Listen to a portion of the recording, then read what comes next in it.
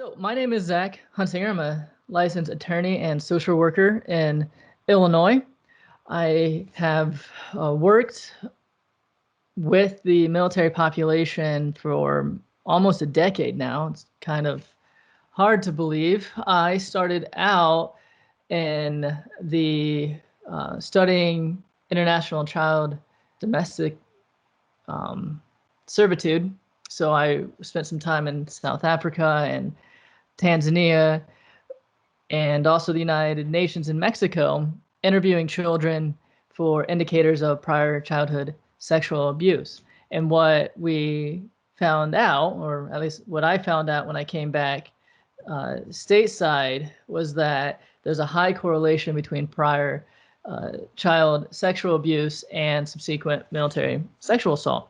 So I was hired by an organization to develop a training around military sexual assault. This is, if you remember the documentary that was on Netflix that kind of first brought this to light about 10 years ago, we kind of just started showing that film and having town hall discussions about it.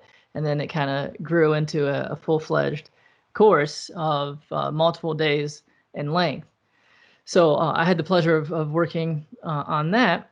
And this is kind of a shortened version of the typical 4 to 6 hour presentation that could also branch into multiple days. I've, let's see, was it last year? No, it wasn't last year because everything was shut down. The summer before last, I worked with the Department of Justice's National Institute of Corrections and training many jurisdictions who wanted to start veterans treatment courts. So I had the distinct pleasure of going to Colorado and for a week running through what it would be to be a veterans, have a veterans treatment court. So specifically today, we're going to be talking about the prevalence of MST as well as the mental and physical health impacts so that we're better informed when working with survivors and veterans or service members and their families. And I just want to point out that sexual assault is a cultural and societal problem, but for veterans who have experienced MST, they may carry the trauma of experiencing the sexual assault plus potential trauma from their service, and then also added transition of adjusting to life post-service. There's a host of negative correlations to sexual assault in the military, with also economic challenges, being jobless, having no home, being jobless, having no home, and those can also lead to criminal activity and then being arrested. So this is unfortunately just a population that can really have a lot of negative impacts to it. But I've also worked with many survivors who have, and I suppose they still are, managing that journey of recovery quite successfully. So I try to walk a thin line here between painting, unfortunately, a bleak picture, but also providing hope and optimism. And Amy, yes, it is Invisible Wounds. Yes, that was a really powerful documentary. So thanks for bringing that up and dropping it in the chat box. The 4 things that I'll be going over today is, well, the 3 things, and the conclusion is our cultural's role in well, I guess in the sexualization of our society, and that the military is a microcosmic reflection of our society. So if we have sexual assault in our society, then we're going to have it everywhere, including in the military.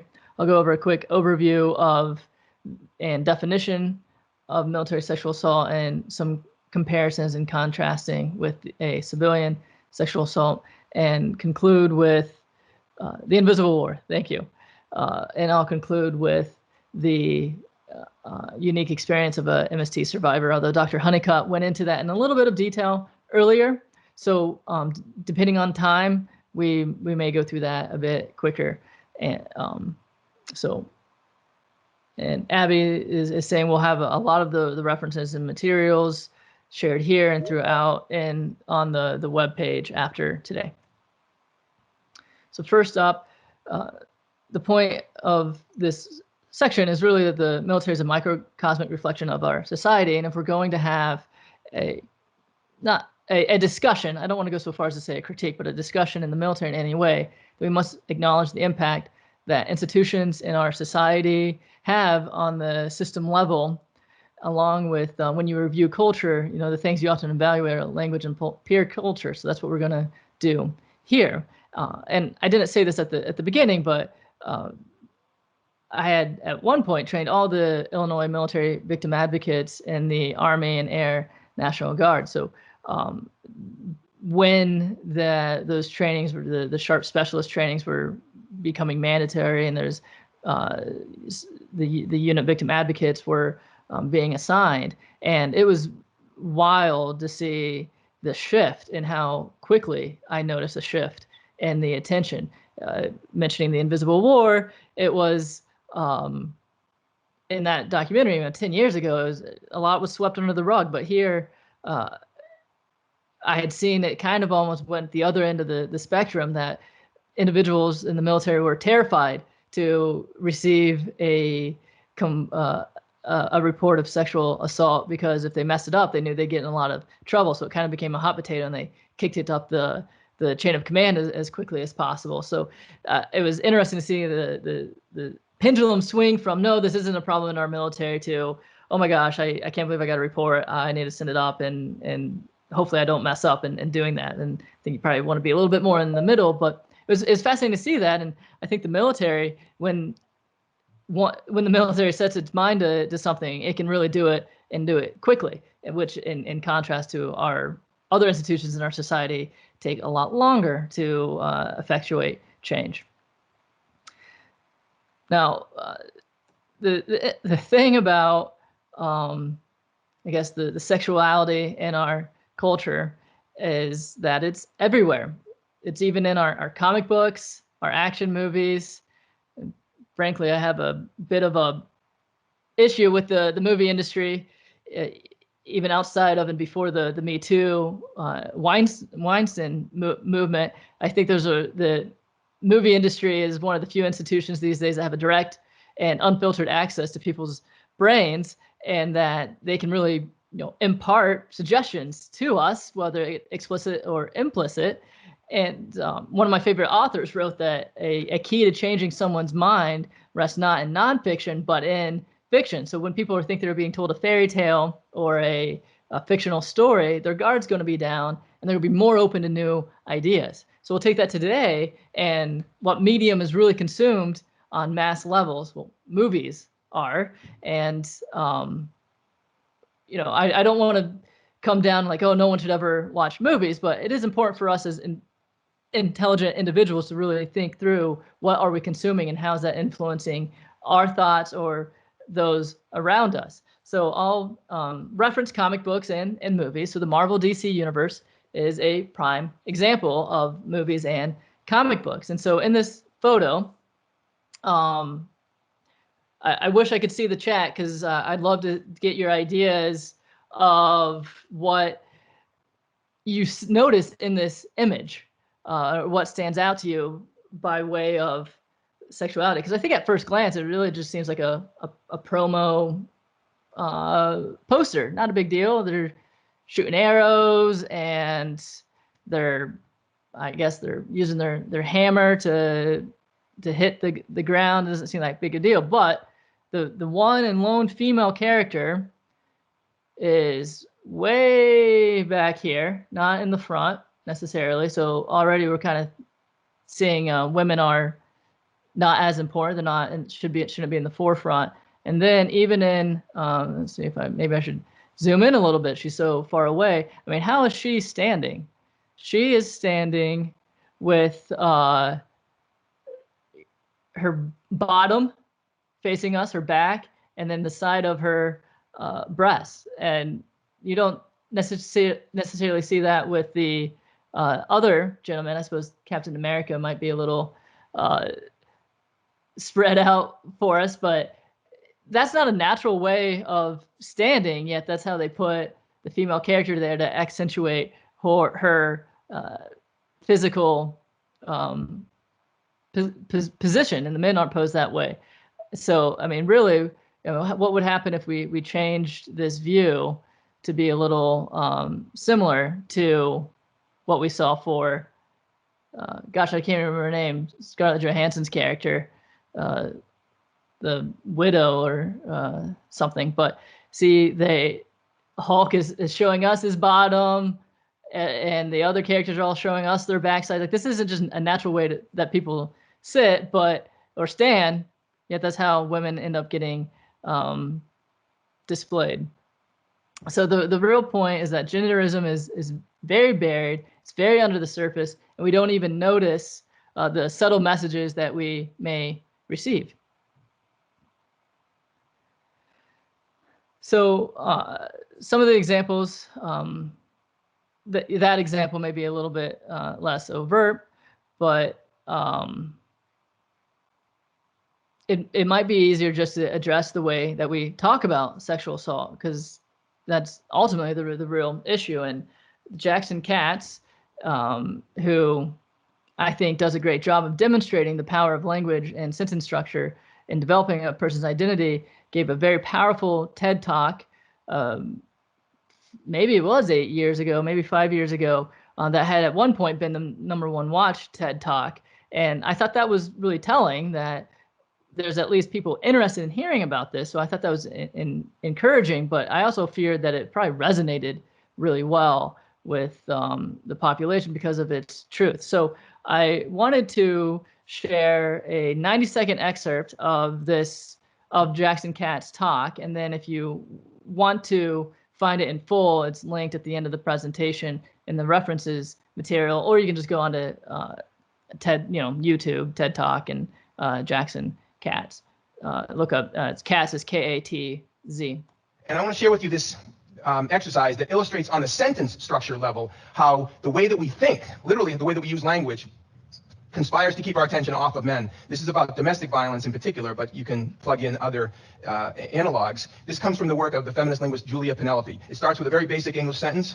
John beat Mary. That's a good English sentence. John is the subject, beat is the verb, Mary is the object. Good sentence. Now we're going to move to the second sentence, which says the same thing in the passive voice. Mary was beaten by John. And now a whole lot has happened in one sentence. We've gone from John beat Mary to Mary was beaten by John. We've shifted our focus in one sentence from John to Mary. And you can see John is very close to the end of the sentence, well, close to dropping off the map of our psychic plane. The third sentence, John is dropped, and we have Mary was beaten, and now it's all about Mary. We're not even thinking about John. It's totally focused on Mary. Over the past generation, the term we've used synonymous with beaten is battered. So we have Mary was battered. And the final sentence in this sequence, flowing from the others, is Mary is a battered woman. So now Mary's very identity, Mary is a battered woman, is what was done to her by John in the first instance. But we demonstrated that John has long ago left the conversation. Now, those of us who work in... So I thought he really does an excellent job of just kind of showing about how even in the news, these things can end up almost solely focusing on Mary, the woman.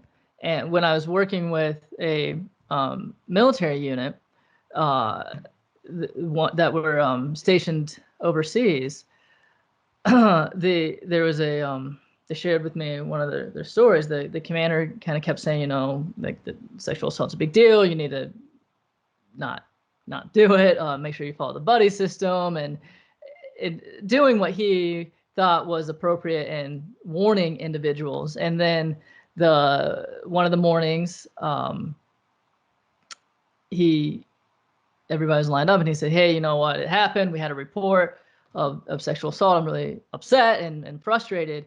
And the question, kind of everybody whispering, looking around and whispering to each other, wasn't, well, geez, who was the rapist? It was, who got raped? They wanted to know who was missing from the lineup, to know who was the person that was the victim. And I thought that was just kind of the wrong question to be asking, much like how in Jackson Katz's example, it's, we're talking about Mary, and certainly Mary needs supports in assistance. But if we're going to address this on a macro level, systemic level, we're going to deal with the perpetrator. So that needs to be our first question: is who did it, not who did it happen to. And I want to share with the final point I wanted to make, as well as the final point regarding our culture at large, is this pervasive myths and facts. I don't know if I'm turning jaded or disappointed, but it just seems like these things never go away. The idea that a woman or a man, if a woman was assaulted, she was asking for it, she was dressed provocatively, it was a decision that she later regretted, but at the moment really was into. And that's just not the case. That's not how the statistics bear out. It's not a bad hookup. It's legitimately the absence of consent. And when I look at the statistics, and they say approximately 97% of reports are accurate or truthful, and considering the way we treat, either consciously or unconsciously, survivors, and the labels we put on survivors, I don't really know who would want to make that up anyways. And if you give me 97% odds at the tracks, I'm going to be putting all my money on that horse. So I just am really confused by how there's still this myth that continues to exist.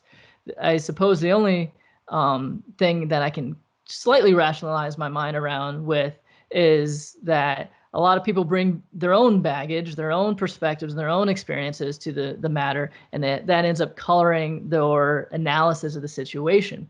I will use a good example or a bad example of when I was working with the SHARP specialist, and a major was in the room, and he was giving me a hard time. There wasn't a lot of buy-in from him. This was mostly kind of like, this doesn't happen in my unit. It's it was a bad hookup. Women are the ones at fault. Like, I'm not.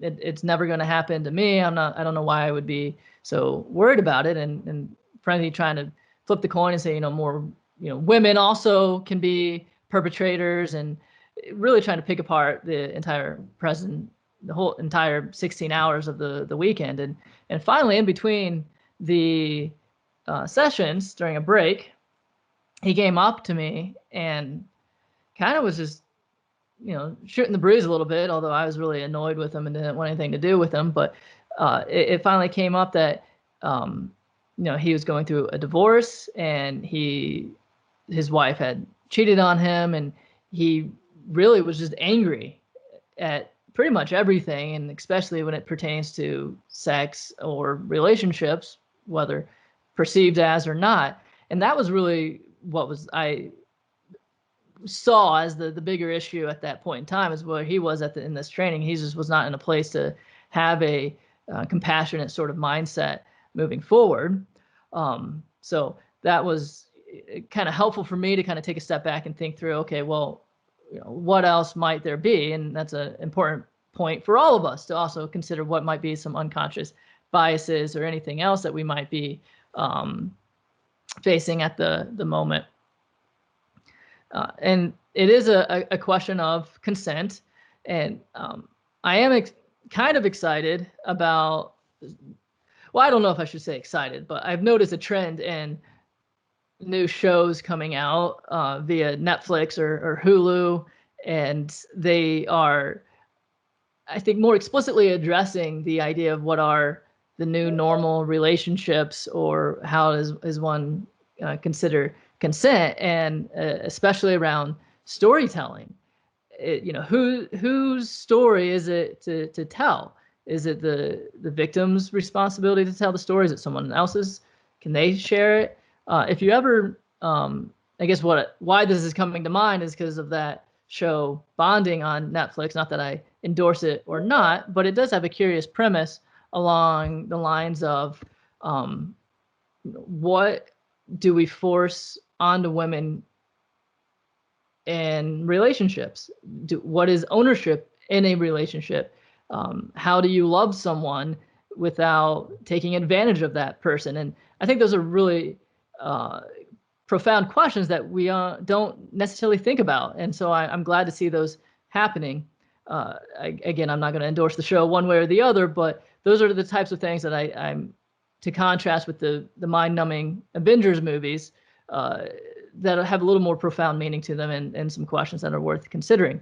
And so this image here, I think, quite provocatively and directly points out that it's not a matter of how one is dressed. This woman who is dressed from head to toe is still just as likely as this woman without a top on to be sexually assaulted.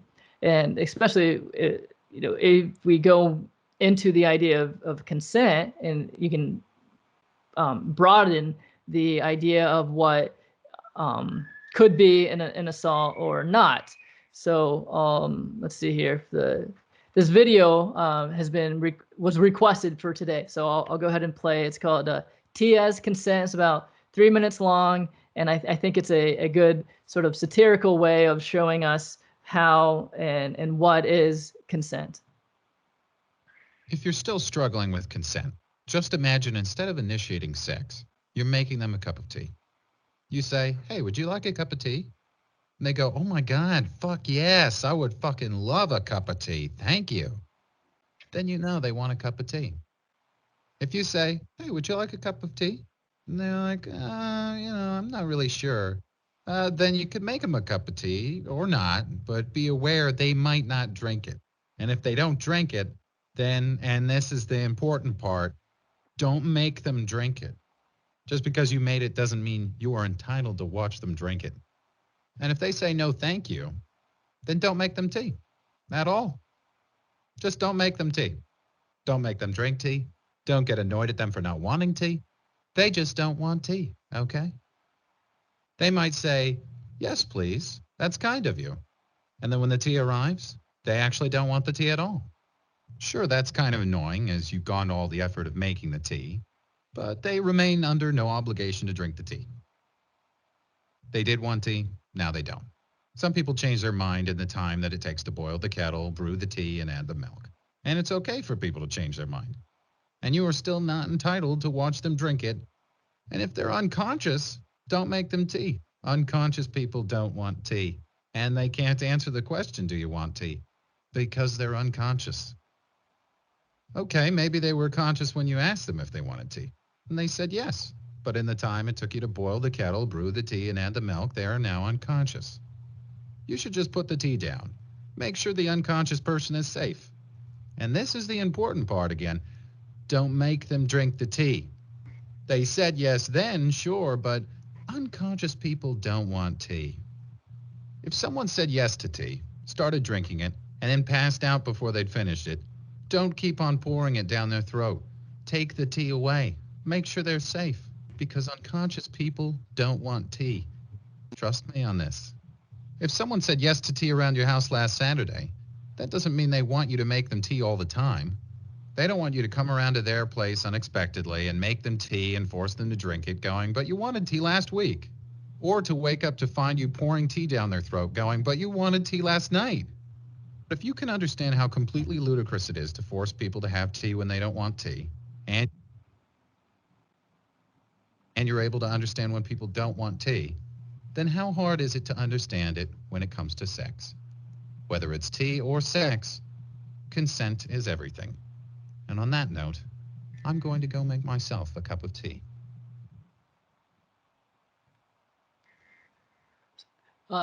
The link for the video should be in the references on the PowerPoint. But if not, you can go to YouTube and type in Tia's Consent, and it will come up right then and there. So that's how you grab the video. Yeah, it's super popular, and a good way of describing consent and with the relation to tea. All right, so that's our culture's role. I mean, I sometimes can stay on that a little too long and almost become a little too pedantic, but it's crucial, I think, to have this conversation regularly. And so I feel it incumbent in a certain sort of responsibility to make sure I bring it to our attention when I get a chance to. And when we're talking about military sexual assault, then absolutely we need to. So I hope that some of these things you see here will be an opportunity that you can use them with other conversations moving forward. Now, regarding military sexual assault, we'll discuss what is the definition of sexual assault and what the experience might be, and then talk about what is the primary difference and what are things I see changing from when I first started working in this population. And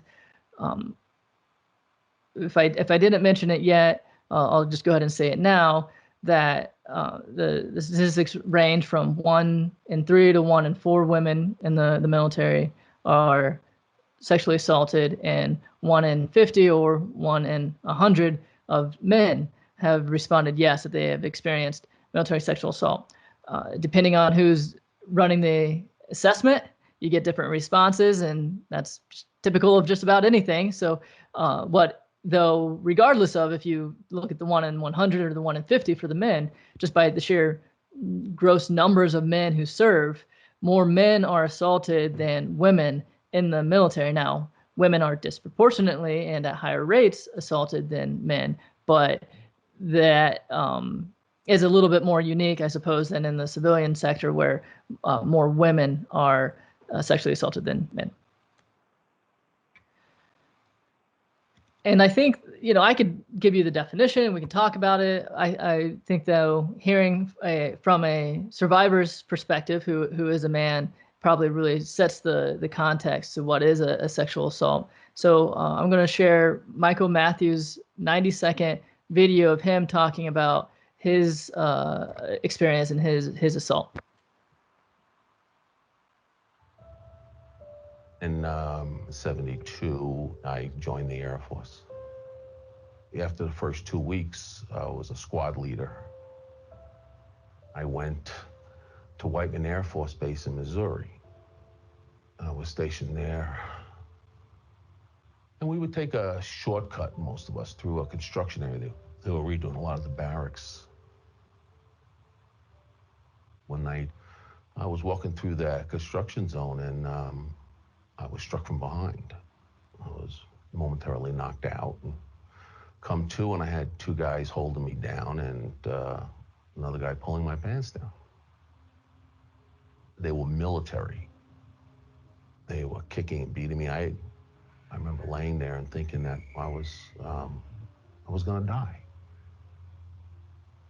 And then I was sodomized. I crawled up in the fetal position trying to protect myself. They told me at this point, if I ever told anybody, they would come back and get me and kill me. I felt some kind of relief inside of me, realizing that I wasn't gonna die. And I pulled my pants up, went to the barracks, and my roommate says, "What happened to you?" And I said, I went to a bar and got into a fight, So I just told everybody at work, and they asked. So a few points stand out for me in his sharing of that experience. And granted, it happened in 72, so almost 40, 50 years ago. And so this has been something that's been around for a while. And I think, Sharon, you had made a comment about how some of the veterans you're working with who are survivors really had some terrible experiences, and perhaps the exact opposite, facing more blocks than seeing a report go up the chain of command. And I think in my experience working with survivors, I've certainly experienced those.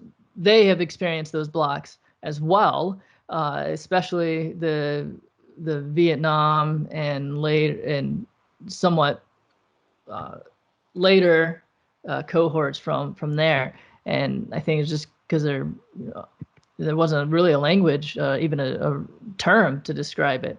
So I also just coincidentally have noticed that more of the disclosures that I've received from sexual assault have been from older generations. And I don't know, I can speculate as why that may or may not be. I think retirement, when you aren't working, you have a little more time to think, and sometimes your thoughts catch up to you. And when you're working, it's a good distraction from what's bugging you. So I don't know if there's anything associated with that or not. But the points that stand out for me in this video is the conviction with which Michael says they were military. I mean, he really went in on that. They were military. I mean, he was pretty affectless throughout a lot of that video when he was sharing it, but that really, he came to life, and they were military. So that meant a lot to him. And then the second item that he said that really stood out to me was this relief that he felt when they threatened to kill him, because that meant to him he wasn't going to die. I cannot imagine being in that sort of position where hearing someone threaten to kill me is a relief, because I already thought I was going to die. So, oh man, they have a chance to kill me later means they're not going to kill me now. Like, that's just really difficult for me to wrap my mind around. And then the final point that stood out to me was he said he just got into a bar fight. That was a more manly way, masculine way of describing his injuries than what had really happened, even though it sounded like he didn't have much of an opportunity to defend himself at all. I believe he said they came from behind. It was dark. I don't know really what more perhaps could have happened, but what I've noticed when working with survivors is there's this high emphasis on, being able to take care of oneself and defend oneself. I mean, that's what a lot of the training is about. So when assaulted and feeling powerless to defend oneself seems to really attack that person's identity and their ability to trust others, and then it builds the shame storm and other sort of challenges cognitively or emotionally and relationally. And there's two aspects of a man's identity that kind of go head to head in Mr. Matthews' stories. Should I trust others, and can I trust myself? Should I allow myself to get close to others, and should I prioritize being safe or freedom? And Bell and others in 2014 wrote in their article that gender is often a lens through which men and women evaluate their worth, experiencing not only external but also internal pressure to be man enough or women enough. And I suppose the example I give when describing, what does it mean to kind of question oneself based off of an assault occurring is, because I think sometimes we kind of struggle, like, what if you haven't experienced a trauma? It's really tough to kind of think through, like, if I don't, what does it mean to not trust myself in a situation? Like, I don't trust myself to succeed in passing the exam, or I don't trust that I won't walk out in front of traffic without looking. Like, I mean, what does that exactly mean? What is a fundamental question of who I am? Some of us haven't really struggled with that, even though we might have thought we had when we were in our angsty teens. So I'll ask, how many of you like to be tickled?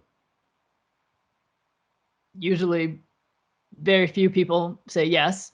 Most people say no. And generally it's followed by threats of, if you tickle me, I'm going to kick you or hit you with a iron pan or something to that effect. I mean, very few of us like to be tickled.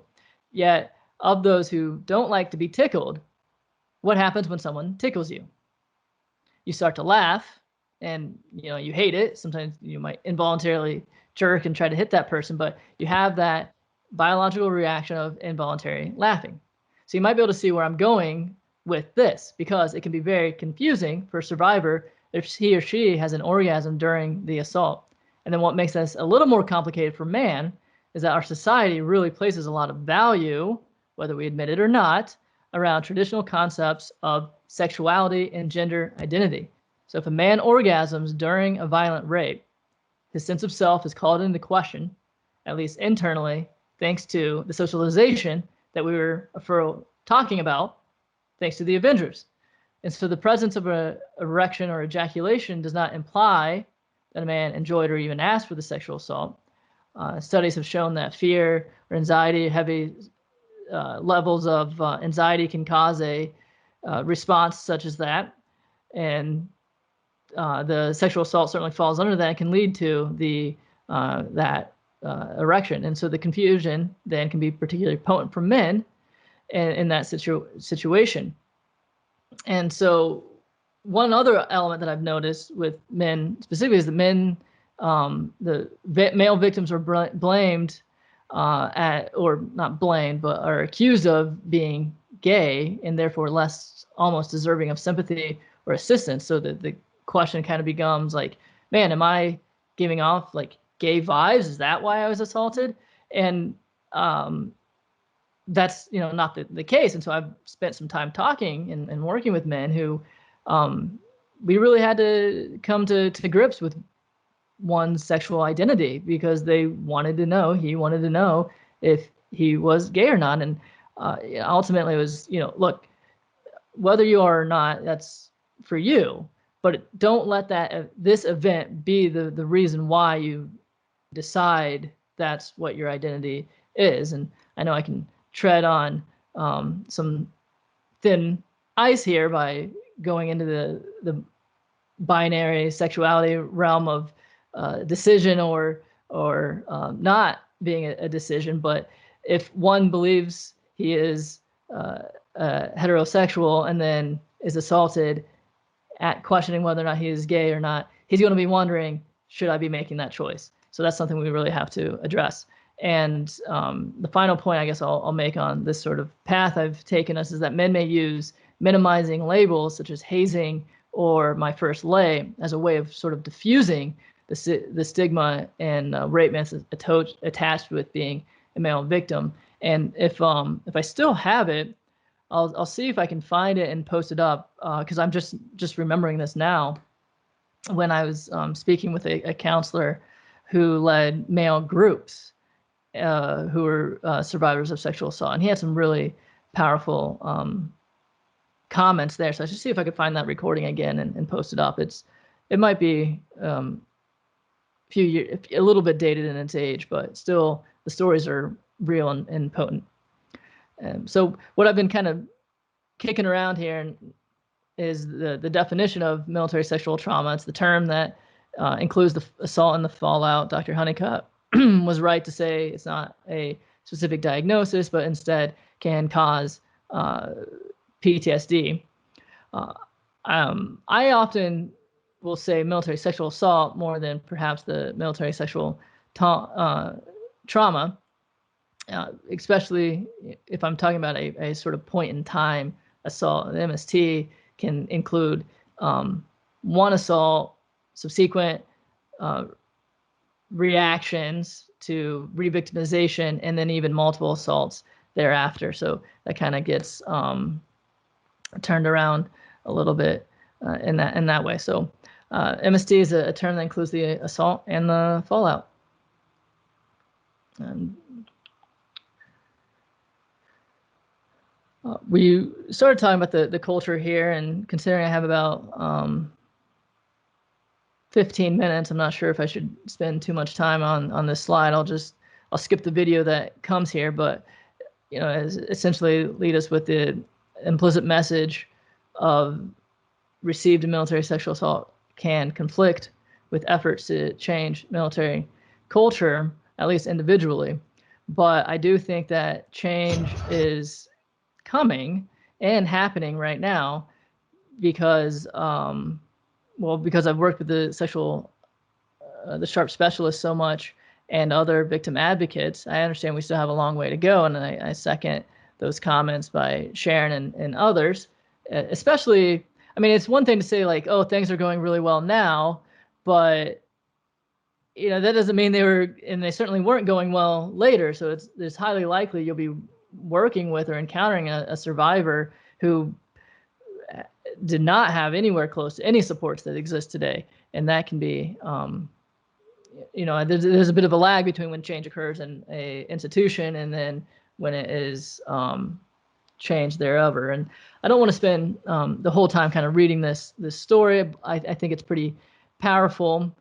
So I do encourage you to read it, but I I'll just kind of pick out the blocks here. So this is a story we 2 years ago, almost 3 years ago, started this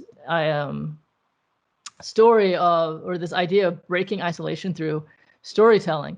If you haven't seen Nanette on Netflix, I highly recommend checking that out, and or at least the last 10 minutes of it, because it's incredibly powerful. And what she ends with is saying, like, the only way we make change is by sharing our individual stories with each other.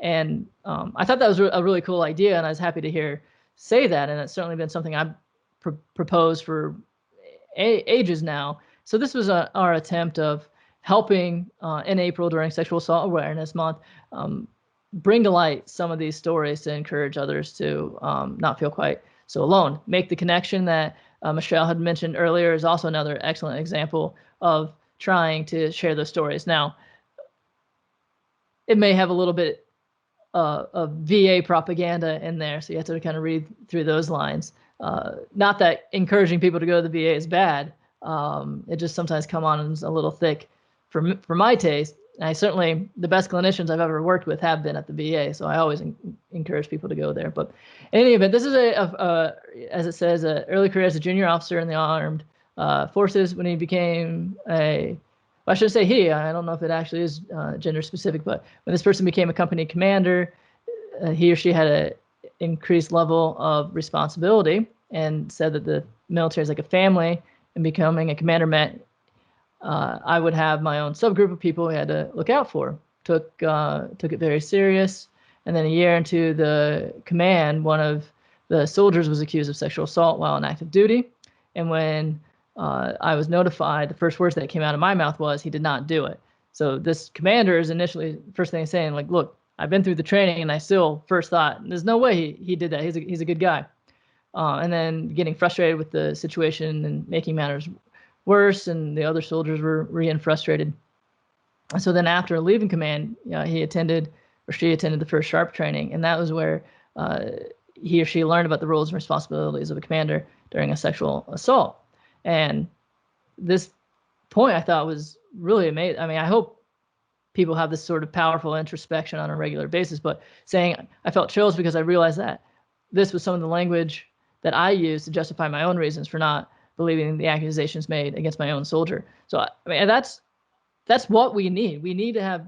It's not realistic to expect that we're going to have people with amazing buy-in and carrying the banner out of the gate. I mean, we need people, especially who have unconscious bias, to come to grips and have those chills.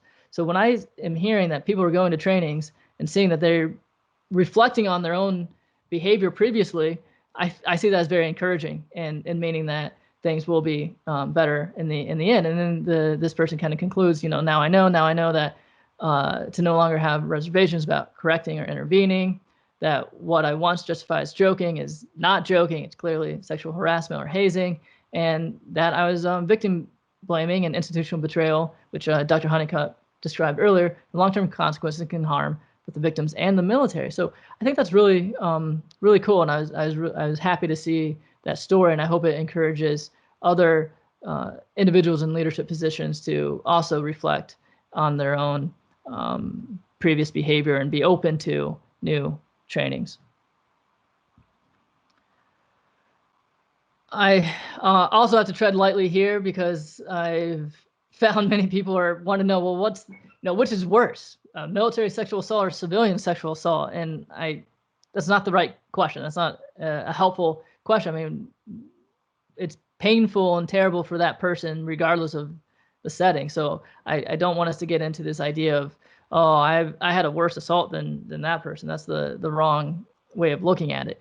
And there certainly are some similarities and complexities that exist in both places. If I have to explain what is a difference between the two, it would heavily rest on the reporting process, and that there's a higher, but barely a higher prevalence of PTSD among survivors of MST than civilian sexual trauma. It's 60% of MST survivors have PTSD and half civilian sexual trauma, but 10%, I'm willing to chalk that up as kind of an insignificant difference between the two. The complexities of MST are most similar, perhaps, to assault in the civilian workplace, but complicated by the fact that the perpetrator is a brother or sister in arms, that the assault in the military is akin to incest. Survivors may have to rely on their perpetrators or associates for approval of care or medical leave. And in some cases, MST survivors continue to live and work in proximity to their perpetrators unless they request and have an approved transfer. Nevertheless, the primary difference is the reporting process. And in this sense, I think that the military has a far more advanced or progressive method of handling this in the civilian sector.